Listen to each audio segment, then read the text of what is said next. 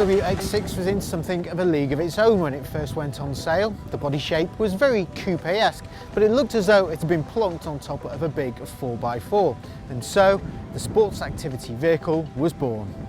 Its styling split opinion, but one thing was for sure, on the road it was pretty hard to realise you were actually driving a 2-ton 4x4.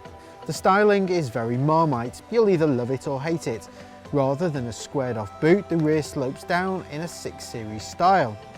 Up front, the nose is standard BMW fare, headlamps and grille that you'd expect from the rest of the range. Climb aboard and it's BMW business as usual. The dash looks like it's been ripped straight from an X5, and that's no bad thing. It's all very neat and logically laid out. The centre console is dominated by this huge monitor here, which controls your satellite navigation, your radio and the car settings, and it's all controlled via this iDrive dial. Behind the wheel, the driver gets plenty of seat and steering adjustment, all electric of course, and there's plenty of cubby holes. In the back, gone is the optional seat bench for 3, that's now standard, and despite the sloping roofline, there's still plenty of headroom for taller passengers. The boot is quite spacious, albeit not very tall, but it has 580 litres of space, which can be extended to 1,525 litres by folding down the rear seats.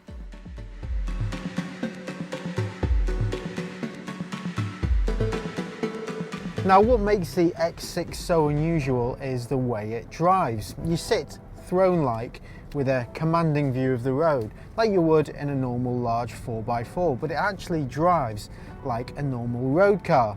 The steering is well weighted and accurate, and there are 4 driving modes depending on how you're feeling. It starts with Eco mode if you want to save the planet, right through to a Sport Plus mode if you're feeling a bit more spirited. There are 2 petrol and 2 diesel engines to go for. The all-singing, all-dancing X6M gets a 568 brake horsepower 4.4 litre petrol that will do 0 to 60 in just over 4 seconds. For the more conservative driver though, this 3 litre diesel makes the most sense, with 376 brake horsepower and an average fuel economy of a respectable 47.1 miles per gallon. That's what we think of it, but what about a couple of professionals?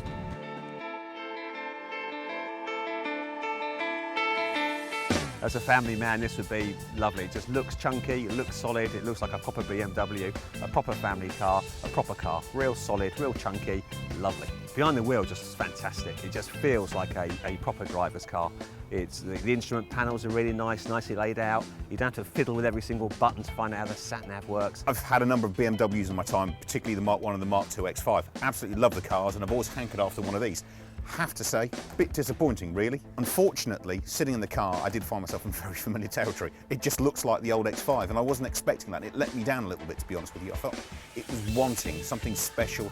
It's a great, well-built cabin. It looks fantastic from a point of view of ergonomics, but it's not something I'd expect from a £70,000 car.